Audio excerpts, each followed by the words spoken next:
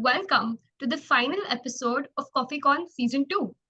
I am Gaargi, your host for today, and joining me is my friend Megha. And today we'll be talking about externalities. So, Gaargi, have you seen the recent beautification of the Pune city this month? Yeah, the city is so much more cleaner. There are lights everywhere. The walls are freshly painted. I can't believe our city looks so good. That's true, I know.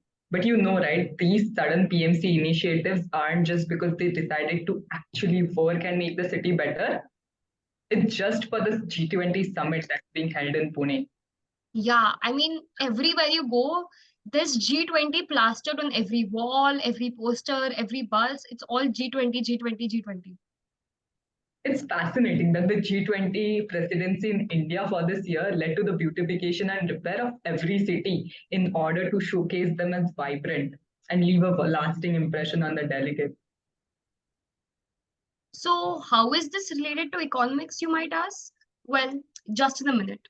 So, every producer produces goods to cater for their consumers and to make profits, very obviously. But sometimes this whole process of production and consumption has an inadvertent third effect on society as a whole.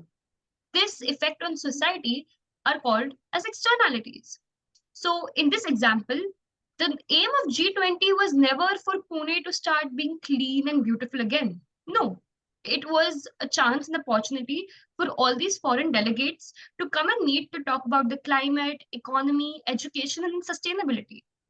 The positive externality here is that in because these delegates were coming, PMC took the initiative to start cleaning our city, making it more beautiful. Let's take another example. The metro is being constructed in Pune for efficient public transport, but its construction is also having other effects that affect the people's routine and behavior. These other effects are the externalities. The negative externality is that the construction will cause a lot of noise, unpleasantness, narrower roads, which will lead to traffic, irritating people like you and me. The positive externality is that after the construction of the metro, the value and prices of the real estate and properties in the vicinity will rise as a testament to better standards of living. Again, what to keep in mind from Megha's point is that it was never the government's intention to make nuisance or cause nuisance for us as civilians. At the same time, they didn't intend for the real estate properties, their prices to rise. This is just a third party effect of the whole metro construction.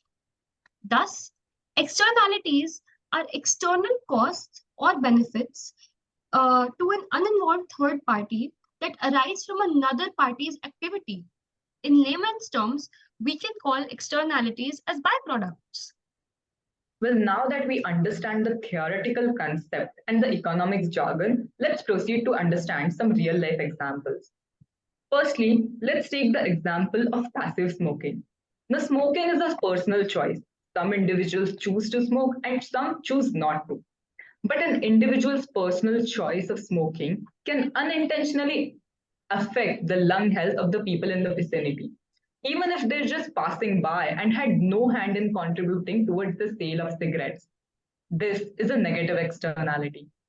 Yeah, I remember that every time as a child when I saw someone smoking, if I wanted to cross them or just walk by them, I used to take my breath inside because I knew that passive smoking would cause lung cancer.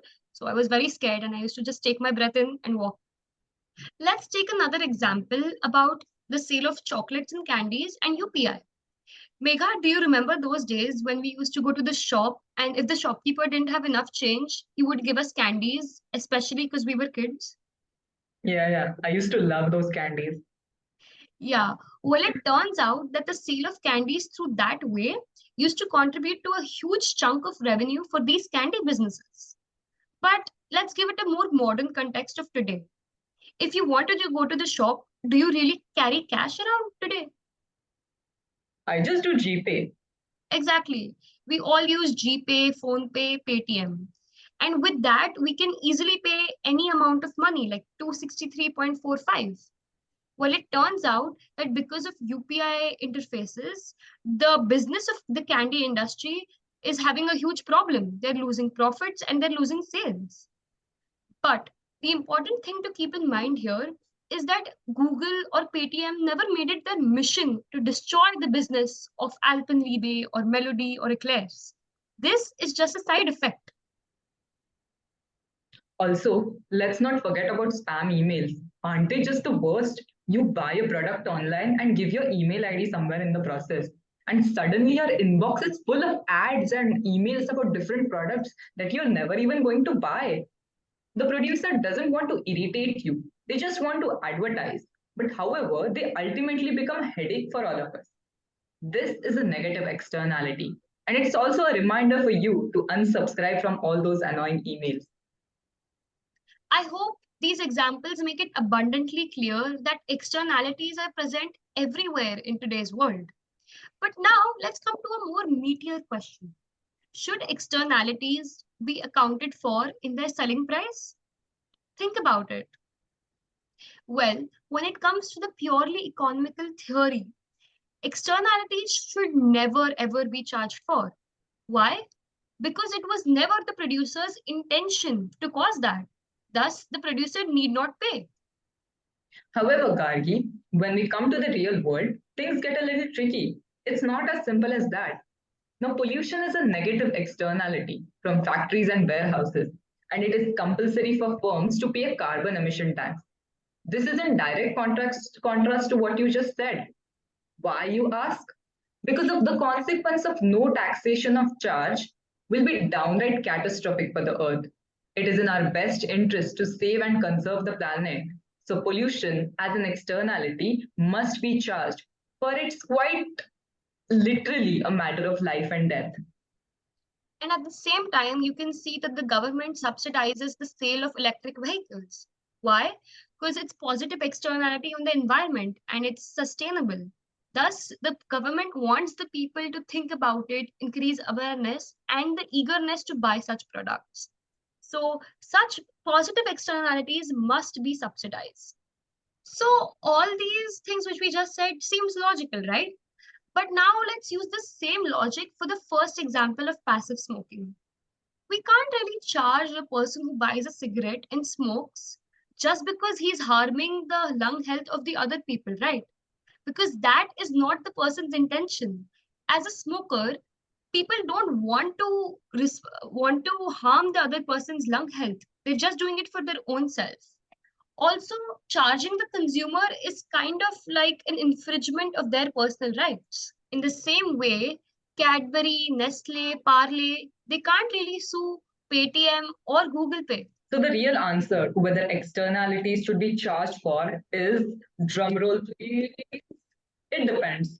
Yeah, I know. I'm sorry, but that's how the world works. We hope you find this video informative, interesting, and hopefully easy to understand. Because, like every other YouTube channel here, we just want to be relatable.